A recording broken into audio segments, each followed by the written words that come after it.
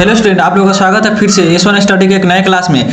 आज हम लोग पढ़ने वाले हैं 11 से लेकर 20 मतलब कि 10 क्वेश्चन पढ़ने वाले हैं ज्योग्राफी का, जो मोस्ट वीवीआई क्वेश्चन है। तो इसको ध्यान से पढ़ेंगे और बोर्ड में पूरे छाप कर आएंगे। 40 नंबर में 40 नंबर मतलब कि पूरे 100 नंबर में 100 नंबर लेकर आना है। 1 से 10 तक पढ़ाए थे जो ज्योग्राफी का मोस्ट वीवीआई क्वेश्चन था, और अब आगे पढ़ाने वाला है 11 से 20 नंबर। मतलब कि इसमें इस वीडियो में 10 क्वेश्चन पढ़ाने, ऐसे करके हम 100 क्वेश्चन पढ़ाने वाले हैं। जो भी बच्चे इससे पहले वाला वीडियो नहीं देखे हैं, जाकर प्ले लिस्ट बना हुआ है ज्योग्राफी के नाम से, उसमें जाकर देख सकते हैं।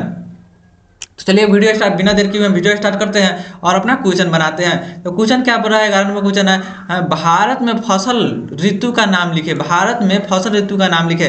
तो इजी है, इतना यार इजी क्वेश्चन है। आपको क्या, आप लोग बच्चे हैं, चलिए देखते हैं इसको कैसे बनाना है। लिखेंगे सिंपल में, उत्तर लिखेंगे। भारत में फसल ऋतु में दो प्रमुख है। भारत में कितने प्रमुख है? तो दो प्रमुख है। एक में है खरीफ फसल, जिसमें खरीफ फसल ऋतु जिसमें लिखा रोपा जाता है धान जूट मक्का। खरीफ फसल के समय क्या रोपा जाता है? धान जूट मक्का रोपा जाता है। और रबी के समय क्या रोपा जाता है? तो रबी के समय गेहूं सरसों दाल। यानी कि जो जून जुलाई का महीना होता है वो खरीफ का दिन होता है, जिसके उस टाइम क्या रोपा है? धान जूट और मक्का रोपा जाता है। और जो रबी होती है वो ठंडी के दिन में होती है। तो जो अक्टूबर से चालू होती है उसको कहा जाता है रबी फसल। तो रबी फसल में क्या रोपा जाता है? गेहूं रोपा जाता है, सरसों रोपा जाता है और दाल रोपा जाता है। चलिए अगला क्वेश्चन देखते हैं, जो 12 नंबर है। 12 नंबर क्वेश्चन का आधारभूत उद्योग के दो उदाहरण दीजिए। आधारभूत उद्योग का दो उदाहरण देना है। देखते हैं भारत के दो आधारभूत उद्योग है। एक में है लोहा एवं इस्पात उद्योग और दो में है सूती वस्त्र उद्योग। चलिए अगला क्वेश्चन देखते हैं।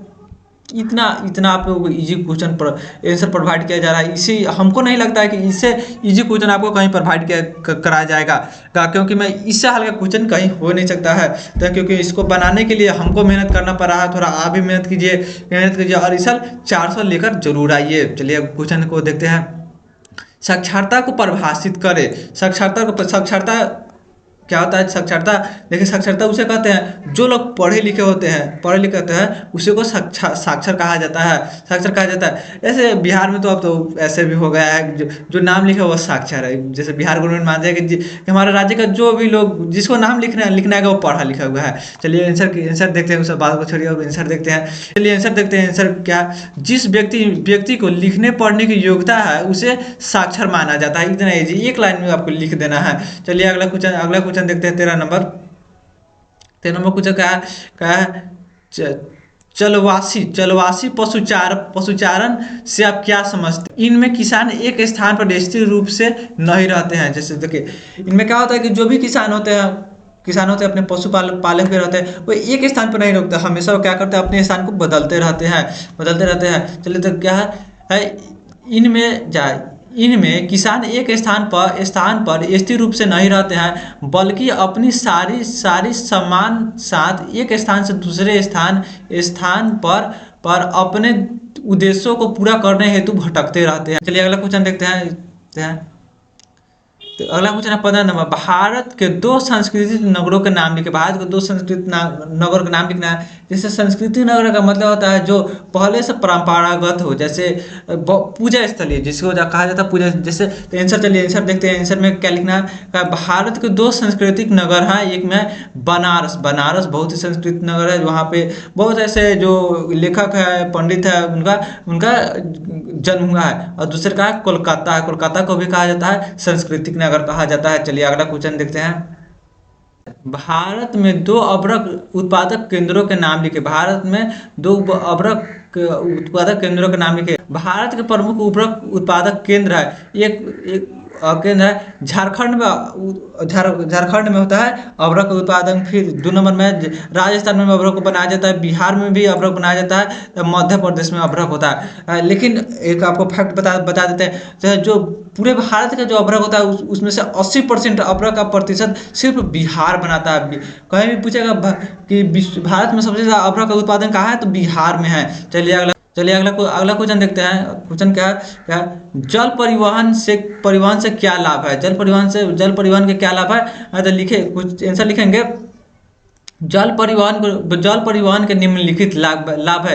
जल परिवहन के निम्नलिखित, सबसे पहले तो उसमें सामान कोई टूटता उड़ता नहीं है, लाने में जाने में कम खर्च होता है, कम खर्च होता है और समय का भी बचत होता है। लिखेंगे कैसे? सामानों की सुरक्षा, अब अभी आपको बताया है कि उसमें कोई सामान टूटता फूटता नहीं है, टूटता फूटता नहीं है, इसलिए सामान की सुरक्षा रहता है। कम निर्माण लागत, जैसे लाने जाने में बहुत ही कम खर्च लगता है, उसे कहा जाता है कम निर्माण लागत। और 3 रख रखाव में कम व्यय, जैसे कोई जैसे रेलवे में आप रखते हैं तो उसको रखने के लिए भी आपको टैक्स देना पड़ता है अलग से, तो उसी को रख रखाव के लिए उसमें कम पैसा देना होता है। यह सबसे सस्ता साधन है।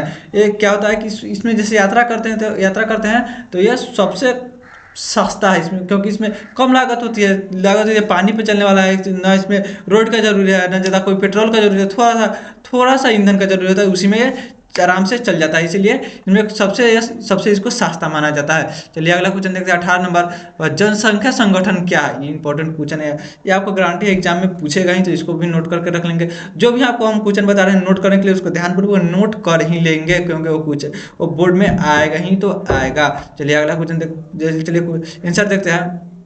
आंसर लिखेंगे, किसी क्षेत्र की जनसंख्या को उनके विधिवत विधाओं के आधार पर वर्गीकृत करके जनसंख्या तुलनात्मक अध्ययन करना जनसंख्या संगठन कहलाता है। तो जनसंख्या संगठन को जनांकीय संरक्षण भी कहा जाता है। चलिए इसको समझाते हैं आपको। जैसे किसी क्षेत्र में 1000 लोग रहते हैं, तो उसमें हम कैसे पता करेंगे कि कौन बूढ़ा है, कौन जवान है, कौन बच्चे हैं, कितना महिला है, कितना पुरुष है, कौन पढ़ा है, कौन नहीं पढ़ा है, कितना को रोजगार है, इसी के एक आंकड़ा को जनसंख्या संगठन कहा जाता है। और जनांकीय संरचना भी इसी को भी कहा जाता है। तो ये क्वेश्चन इसको आराम से सही से और लिख देंगे। चलिए अगला क्वेश्चन देखते हैं।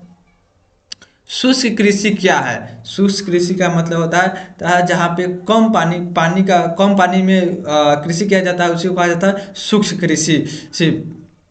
चलिए आंसर देखते हैं। शुष्क कृषि पद्धति उन क्षेत्रों में अपनाई जाती है तो यह जहाँ वर्षा 75% सेंटीमीटर से कम होती है। आपको बताया कि जहाँ पानी की कमी होती है और बारिश कम होती है, वहाँ ऐसी शुष्क कृषि को अपनाई जाती है। चलिए आगे देखते हैं। वर्षा के अभाव में वहाँ ऐसी फसलें उपजाई जाती है जो शुष्कता को सहन कर सके, जैसे रागी, बाजरा, मूंग, चना, ज्वार इत्यादि। इन क्षेत्रों में आर्द्रता संरक्षण तथा वर्षा जल के प्रयोग की अनेक विधियां अपनाई जाती है।